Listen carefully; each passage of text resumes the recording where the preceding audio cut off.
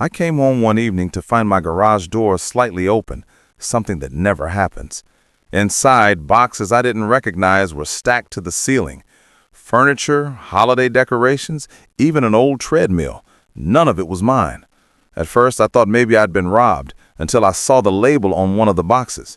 Property of HOA President Karen. That's when I realized this wasn't a mistake. It was entitlement, pure and simple. So what do you do when the people supposed to protect the neighborhood start treating your home like it's theirs? For the first few years, life in Maplewood Grove was exactly what I'd hoped it would be.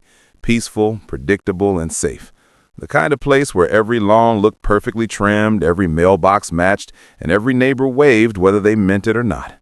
It was a quiet, suburban dream, or at least that's what it looked like from the outside. I'd bought my small two-story home at the end of a cul-de-sac about 5 years ago. It wasn't much, but it was mine. The garage was my favorite part, a clean, organized space where I could work on weekend projects, store my camping gear, and park my old blue pickup. I liked things neat, labeled, and under control. My little corner of the world was calm, until it wasn't. The HOA, Maplewood Community Association, was the kind of organization that pretended to keep order but lived off control. They called themselves protectors of neighborhood standards, but really they were a handful of people who liked to feel powerful over the smallest details. Paint your door a shade too dark? You'd get a letter. Forget to bring in your trash bin by 9 p.m.? Expect a warning. Still, I mostly stayed out of their way.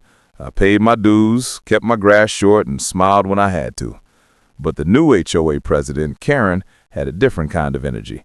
The kind that didn't stop at reminders or polite requests. The kind that thrived on finding something, anything, to correct. She was the type who would measure your fence height with a ruler and take photos if it was off by an inch. Karen had moved in about a year before everything went sideways. She wasn't elected because people liked her. She was elected because nobody else wanted the job. She introduced herself to the neighborhood with a clipboard in one hand and a mission in the other, to bring Maplewood back to its former glory. At first, I didn't think much of her. She left notes about weeds in driveways, unapproved garden gnomes, and non-regulation mailboxes. It was annoying but harmless. I figured if I kept my head down, she'd find someone else to bother. And for a while, she did. She went after the family across the street for having too many kids' bikes in their front yard. She sent letters to an elderly couple because their shutters looked faded. It was almost entertaining until she ran out of easy targets. That's when her focus shifted directly to me. It started small, a letter about clutter visible from the street, then another about my truck supposedly leaking oil, which it wasn't. Then she complained about the unsightly items on the side of my garage, which turned out to be my trash bins waiting for pickup. Each time I complied. Each time I thought it would be the last one, but it only encouraged her more. Then one quiet Thursday evening, I noticed something odd. My garage door was slightly ajar. I was sure I'd closed it that morning before work. When I stepped inside, I saw footprints on the dusty floor that didn't match mine. I brushed it off, assuming I might have left it open. The next day it was open again, this time wider. I started to wonder if a neighbor was using it to cut through to the back alley or if some kids were messing around. But nothing was missing, nothing broken. Just different. That uneasy feeling grew stronger when I saw Karen walking past my house the following morning, clipboard in hand, phone out, taking pictures of my driveway. She didn't wave, she didn't smile, just kept walking, slow, deliberate, like she was inspecting something. I told myself I was imagining it, but deep down I knew Karen was planning something. Over the next few weeks, I kept noticing small signs, tire tracks near my garage, unfamiliar boxes leaning against the wall, the faint smell of someone else's perfume lingering in the air. It didn't make sense. I was careful about locking my doors. Until one Friday night when I came home late, tired from work, and saw the garage door slightly open again, just enough to slip my hand through. When I turned on the light, my entire garage looked different. Boxes I'd never seen before, a dusty chair, a pile of clothes in a bin labeled Karen, Holiday. That's when it hit me. The HOA president, Karen herself, had been using my private garage as her personal storage, without permission, without even asking. At that moment, my calm, orderly world, the peace I'd built in this so-called perfect community, shattered completely. And as I stood there in that cold, silent garage, staring at her name written in marker across those boxes, one question burned in my mind. How far was I willing to go to remind her, and the entire HOA, that my home wasn't part of their property? I didn't touch a single box that night.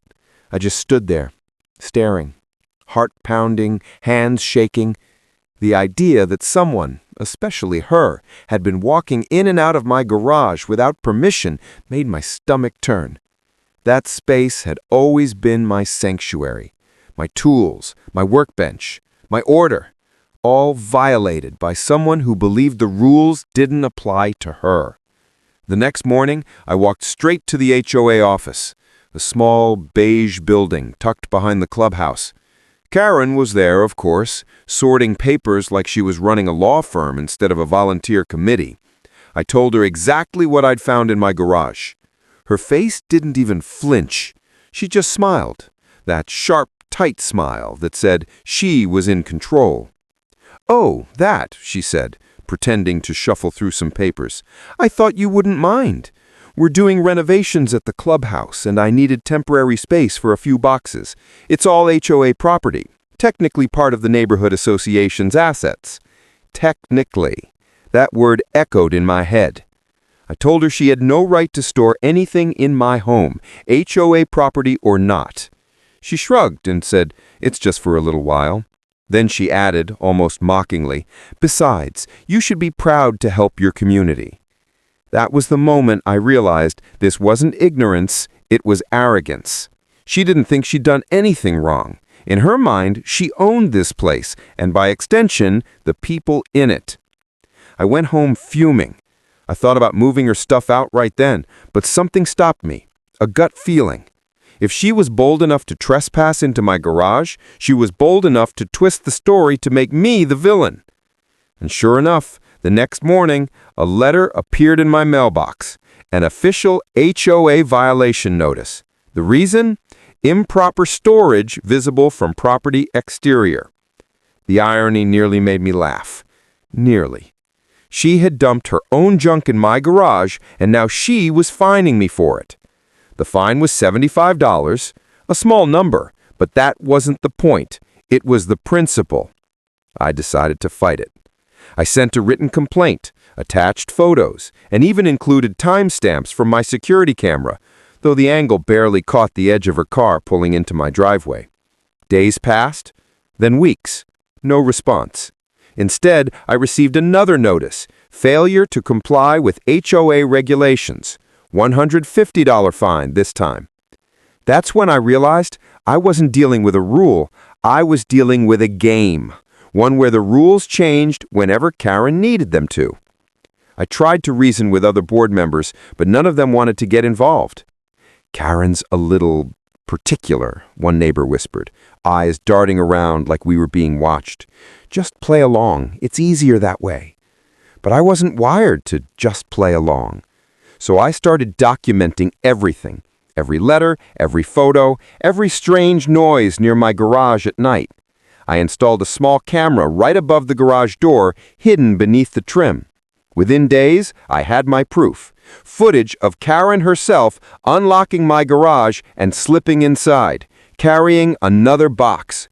She had her own key. That discovery hit harder than any fine. It meant she'd been inside multiple times long before I noticed, maybe even while I was home. The next board meeting couldn't come soon enough. When it did, I showed up early, camera footage ready on a USB drive.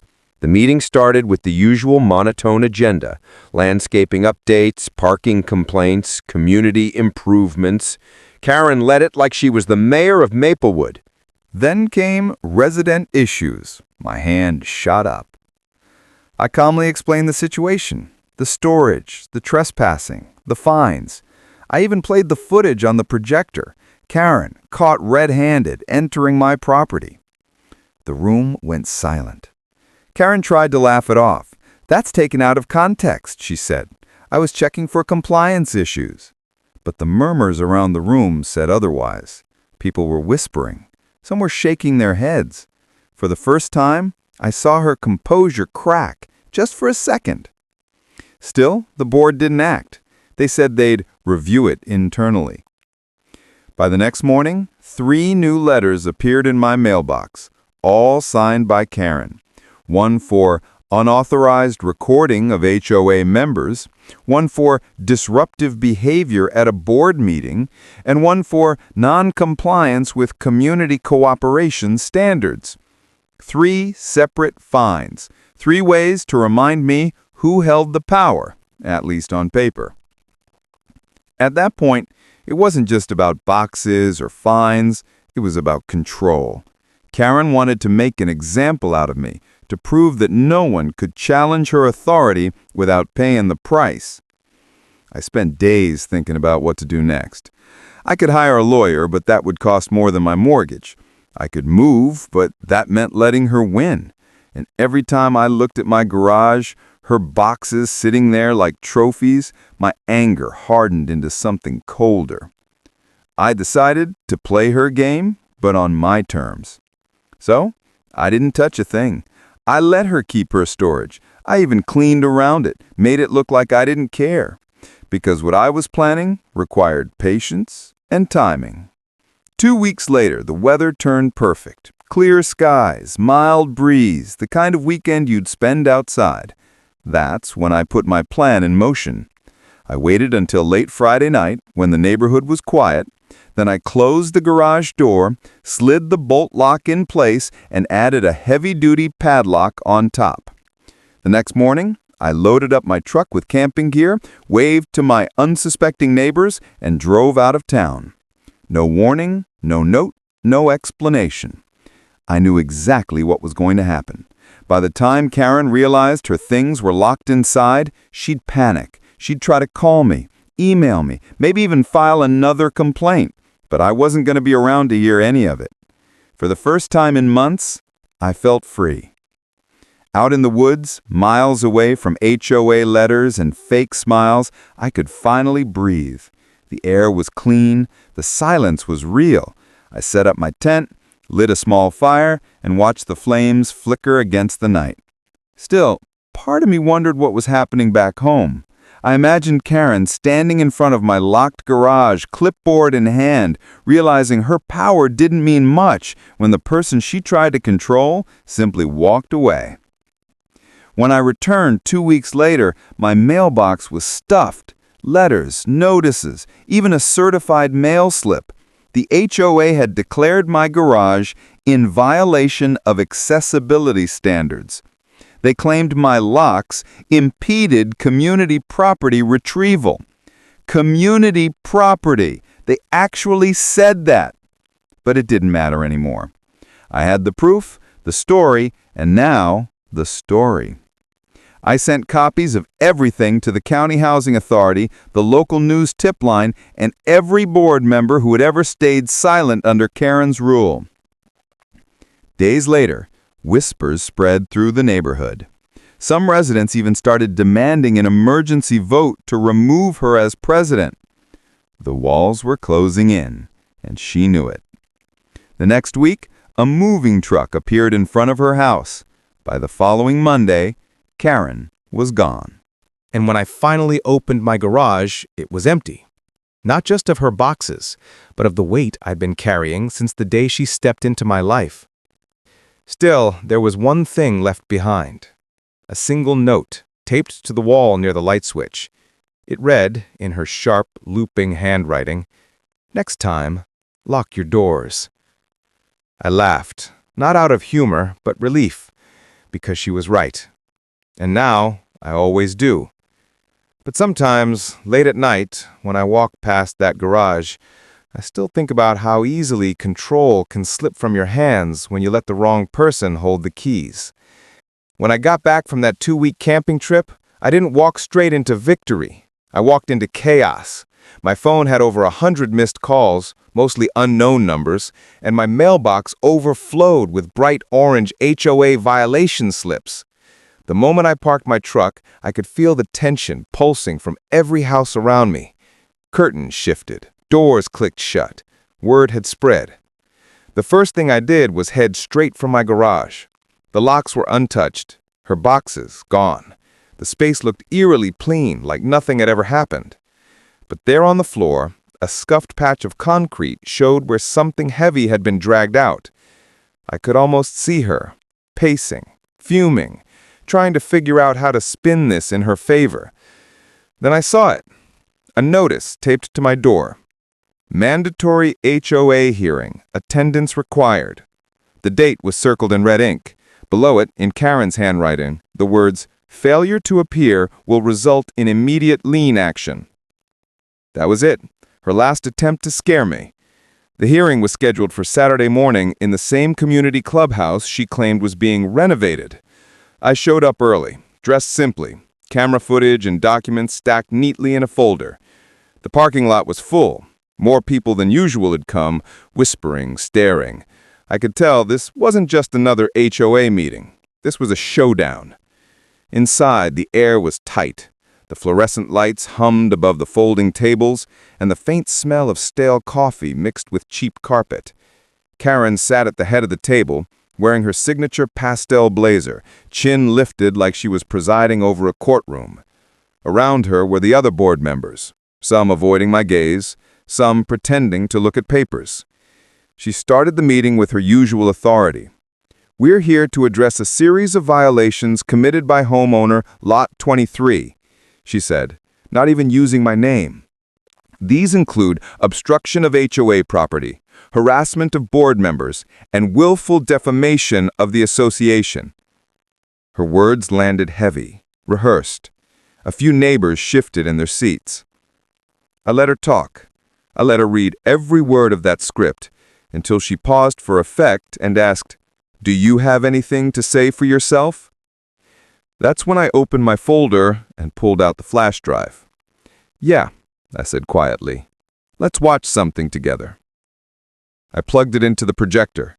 The footage filled the screen, clear, undeniable. Karen unlocking my garage. Karen carrying boxes inside. Karen leaving with more than she brought. Gasps rippled through the room. One man muttered, "That's her!" Karen's face flushed deep red. She stammered, "This is edited, completely out of context. He's been stalking me." But before she could continue, I played the second clip, the timestamp from her car pulling into my driveway at 10:47 p.m., the night before the first violation notice appeared. This isn't stalking. This is me protecting my property from you. The silence that followed felt electric. Even the board members froze. One finally cleared his throat and asked, "Karen, did you have authorization to access his garage?" Her eyes darted around the room, searching for an ally. None of them met her gaze. "I'm the HOA president," she snapped. "Everything in this neighborhood falls under my jurisdiction." That was the breaking point. People started whispering louder. Someone in the back said, "That's not how it works." Another voice followed, "She fined me for my garden hose last month." Then another, "She threatened to tow my car." Like dominoes, her control started to collapse, not with shouting, but the disbelief. For months, everyone had been quietly enduring her rules, her threats, her letters, but now they were seeing the truth on screen. Karen stood, slamming her hand on the table. "Enough! You're all misunderstanding!" Her voice cracked, part anger, part panic. She grabbed her clipboard, but before she could storm off, I spoke one last time. "I filed a report with the county housing department," I said evenly, "and I copied every letter, every fine, every complaint you ever sent. They're reviewing them right now." That stopped her mid-step. The color drained from her face. The room erupted. People were talking over each other now, demanding answers, calling for votes. The board tried to calm them, but it was too late. The illusion of power she'd built, the fear that had kept everyone quiet, shattered right there. She tried to regain control one last time, threatening to fine everyone for disrupting an official meeting, but no one listened. Instead, someone pulled out their phone and started recording. Others followed. Cameras flashed. Karen froze, realizing every word she said from that moment could end up online. And it did. That night, clips from the meeting spread through the neighborhood's Facebook group, the same place where Karen used to post reminders about trash cans and fence colors. Now the comments were filled with disbelief, laughter, anger. Some defended her, but most didn't. The footage spoke for itself. By morning, she'd sent a mass email to the community, an apology dressed up as a clarification. She claimed she'd misunderstood storage policies and that the board had temporarily suspended her duties. But everyone knew what that meant. She'd been forced out. For me, the victory didn't feel like fireworks. It felt quiet, heavy. I'd spent months living under her control, watching my home, my peace, become a battleground. Now it was finally over. At least that's what I thought. 3 days later, I got one more certified letter, not from the HOA this time, but from the county investigator. It confirmed what I already knew. Karen had accessed multiple private garages and yards across the neighborhood, claiming association rights. My footage had opened a full investigation. The letter ended with a simple line. Thank you for your cooperation. Your documentation was crucial in uncovering misconduct. That should have been the end, but life under the HOA has a strange way of testing how much peace you're allowed to have. Even after Karen was gone, her influence lingered. The fines, the paperwork, the unease. Every rule she'd enforce still hung over the neighborhood like a ghost. One night, I was in the garage reorganizing the shelves she'd once claimed as hers. I found something wedged behind a stack of paint cans. A small key, labeled #23, my address. I turned it in my hand, realizing this was the key she'd used to come and go, a symbol of every line she'd crossed. I didn't throw it away. I nailed it to the wall above my workbench, not as a trophy, but as a reminder. Because power, when abused, doesn't disappear. It waits. It hides behind new faces, new titles, new clipboards. And if you're not careful, it walks right back through your door. That night, I closed the garage, turned off the light, and stood for a moment in the dark. The quiet wasn't just silence. It was freedom. Hard-won, but fragile. Outside, I could hear distant laughter, the sound of neighbors finally talking again, free from her scrutiny. And as I stepped inside, I couldn't help but wonder, how many other neighborhoods were still living under their version of Karen? Because the real question isn't how you fight them. It's how long you're willing to keep your doors locked before you have to. When the dust finally settled, Maplewood Grove didn't look much different on the outside. The same clean sidewalks, the same rows of perfect mailboxes, the same trimmed hedges that once hid all the silent frustration. But inside the neighborhood, something had shifted. Karen's departure left behind more than an empty HOA seat. It left behind a mirror. For the first time, everyone saw what we'd become under her watch. A community that had traded kindness for compliance and peace for fear of violation letters. The investigation wrapped up quietly. The county confirmed multiple cases of misconduct, unauthorized entry, misuse of HOA funds, and harassment through fraudulent fines. She wasn't charged with anything criminal, but she was banned from serving on any HOA board in the county. That was enough for most people. For me, though, the story didn't end with her leaving. It ended with what came after. The slow, uneasy process of rebuilding something that had been poisoned by control. At first, the neighborhood tried to move on. New flyers went out calling for nominations to replace her. The meetings became more open, less rigid. People actually spoke up, sometimes nervously, sometimes passionately. There were still disagreements, but now there was a strange sense of honesty in them. The man who used to mow his lawn at dawn finally stopped apologizing for it. The family with the kids and the bikes in the front yard didn't get letters anymore. They got waves. Even the elderly couple with the faded shutters painted them bright blue just to prove that freedom was worth a little color. I stayed quiet during all of it. I showed up to meetings, voted when needed, and otherwise kept to myself. But I watched. I watched people reclaim their voices, watched the fear turn into laughter again. The same neighbors who once whispered, "Just ignore her," were now the loudest advocates for changing the HOA rules. They voted to add a new clause to the bylaws, one that required board members to disclose every action taken on private property and obtain written consent for any inspection. I smiled when it passed unanimously. For a while, peace actually seemed possible.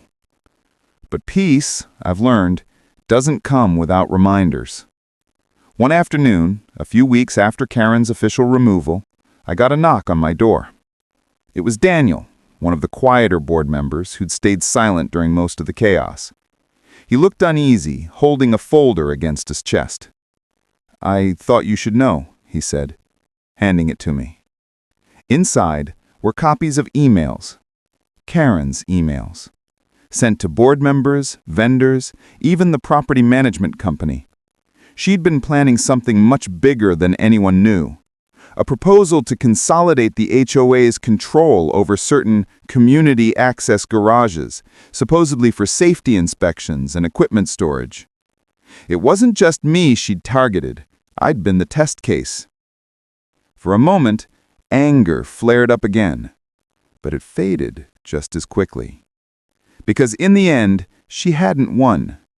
Her arrogance had exposed itself faster than her plan could take root. And thanks to the footage, the reports, and the community's outrage, the entire idea had been erased from the books before it ever became policy. When I closed that folder, I realized something.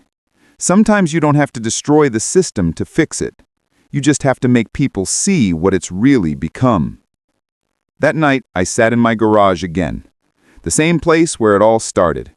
The same space that had been violated, weaponized, and finally reclaimed. I looked around at the freshly painted walls, the reorganized shelves, the tools neatly lined up. Everything was in its place again, except for one thing. The small brass key still nailed to the wall above the workbench. It caught the light from the bulb overhead, a dull glint of memory and warning. I could have taken it down, but I didn't, because that key wasn't just hers. It was mine now. A reminder of what happens when you hand control of your peace to someone else. For months, the neighborhood stayed quiet. No new fines, no new fights. Just the hum of lawnmowers, the laughter of kids, the normal rhythm of life slowly returning. But every so often, I'd catch a car slowing down in front of my house, not suspicious, just lingering. Sometimes I'd see someone new walking a dog, looking around a little too long, and I'd wonder, who's next to pick up that clipboard? Because that's the thing about power. It never really disappears. It waits. It hides behind new names and new smiles until someone else decides the rules matter more than the people living under them. Still, I wasn't afraid anymore. If anything, I felt ready. I knew the game now. The letters, the meetings, the passive-aggressive warnings disguised as reminders. I'd seen what happens when one person pushes too far, and I'd seen what happens when people finally push back. And maybe that was the real victory. A few weeks later, the HOA sent out a notice, the kind written in polite, overly formal language, thanking residents for their patience and cooperation during recent transitions. I laughed when I read it. That was HOA speak for "we survived." The neighborhood hosted a small barbecue that weekend, the first one in years. No one worried about approved canopy colors or parking permits. We just ate, talked, and pretended for a while that this had always been a friendly place. Someone brought up Karen's name, half joking, half curious. "You think she'll ever come back?" a neighbor asked. I just smiled. I said, "Not here, not again." But even as I said it, a small part of me knew that somewhere else, in another tidy suburb with matching fences and silent stairs, another Karen was already walking through someone else's open garage door, convinced she was doing the right thing. And someone else, somewhere, was about to learn how far they'd go to take their peace back. As the sun set that evening, I walked back to my garage one last time. I turned the key in the lock, felt the heavy door slide shut, and stood for a moment listening to the faint sound of laughter down the street. For the first time in a long time, the silence didn't feel empty. It felt earned. Before heading inside, I glanced at the key on the wall one more time. It hung there quietly, a symbol of everything that had changed, and everything that could change again if no one stayed vigilant. Because neighborhoods like ours don't fall apart in one big explosion of chaos. They crack slowly, letter by letter, rule by rule, until one day you wake up and realize your home isn't really yours anymore. And that's when you have to decide. Do you follow the rules to keep the peace? Or do you lock the door, walk away, and remind everyone that respect isn't written in a handbook? For me, the answer came easy. I locked my garage, and this time, I kept the key. Because peace isn't given in a neighborhood like this. It's defended. And as long as that key hangs on the wall, I'll never forget what it cost to earn mine.